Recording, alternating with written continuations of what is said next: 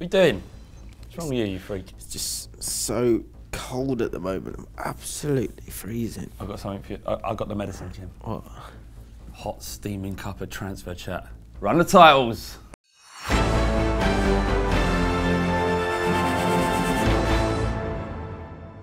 Transfer deadline day is on its way. If only there was some sort of stream to keep you up to date with it. But anyway, Pochettino, he's a manager. Yeah, he likes players. He does. Is he going to buy anyone? No, unless it's a special player, very special player comes available. He's only interested in special players now. There was a time once when signing anyone would get me excited, but now, you know, not after Sissoko, not again. You, mate, fuck off. What I tell you, we should go after. Who? Dybala. That's the kind of special player we need. Is he heavily linked? No, but he is a special player. Europe's best number 10 in Europe, in my opinion. It would cost 100 bills at least, to get him in, which is about 1/8 of our entire cost of our stadium. But still do it. There was a player once we signed, January transfer deadline day, 2011 or 12, can't quite remember. Rafa van der Vaart signed him 3 or 4 minutes after the deadline day. Buzzer went, Jim White went crazy. Van der Vaart came in and completely we probably would have done fine without him, but when he came in it was really exciting. Did you finish £8 million. £8 million of Rafa van der Vaart. That kind of deal could come in again.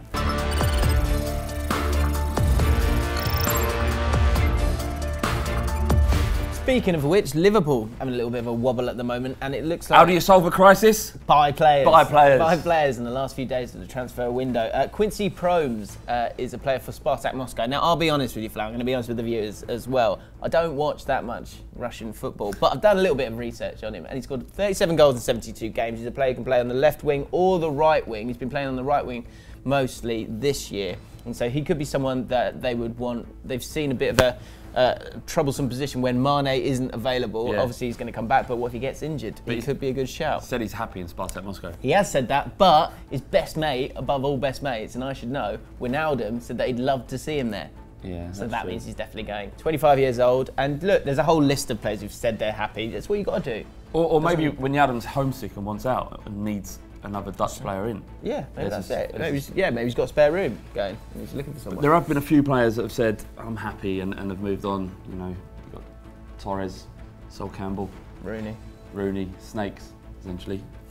Maybe Promes a snake. Liverpool are also interested in Riza Demisi, the £17 million rated left back who is currently at Betis. Do they need a left back? Well, I think you're not giving Milner credit here. This guy, yeah, he's got a weird shaped head and neck, but he has become, I believe, a specialist left back. I think he's great. Well, he's just a specialist footballer. He can play everywhere. I admire his ability to play everywhere adequately, but he just doesn't do everything amazingly. Oh, they're going to go mad for that. The problem isn't James Milner, really, is it? Because he's had a good season so far. The problem is the lack of competition at left backs. Yeah, I don't think Moreno's that high up on Jurgen Klopp's list of preferred left backs. Agora vou te pede, agora vou começar. Quero ver quem dá comigo. Tell you what, Flav, that is a lovely little drop. I just wish there was 4.5 hours of it. Well, James, prepare to be surprised because on Tuesday, 4.5 hours, transfer deadline day on Ball Street's YouTube channel, right here.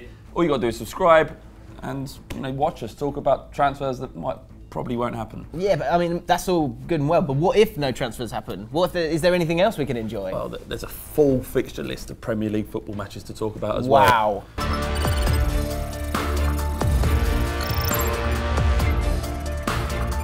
So Jesse Rodriguez looks like he could be heading to Teesside. This is very exciting. This is the winger, Middlesbrough fan. Pulling up trees at Real Madrid, sort of, but massive fan Karanka is of him. He signed for PSG for £25 million. It's kind of out of favour there. Yeah. Karanka's been talking about him for a long time and he wants to take him to Middlesbrough. The big thing with Karanka is that in his press conference he was very open about this. He wants him. He's one of his favourite players from when he was at Real Madrid. He's a player who can bring us a lot of things and we are trying to convince him. Thing is, Flav, for Rodriguez, got to think about this properly because look, moving to another club, moving to another country, it's not just a football decision. It's a lifestyle decision. Yeah, I mean, he's played in Madrid. It's a beautiful city. A lovely tapas. Played in Paris, Paris Saint-Germain. Eiffel Tower's all right. Yeah, it's very nice. And now he's moving to Teesside, Middlesbrough. I mean, yeah, okay. Middlesbrough's all right. Yeah. And I think to myself, what a wonderful world. Oh, just shit out. All that being said, I think this is a smart one for everyone involved. A little loan meal to the Premier League. Premier League, biggest league in the world. It would showcase his talents. He would get to play. That might get him a move somewhere else because he's never going to go there long term. But all the lower clubs in the league are doing business now. What do you think of this one? Let us know in the comments below. And what do you think of the bottom 6 and how they've conducted their business so far? Who has done the best in the transfer window so far? Let us know in the comments below.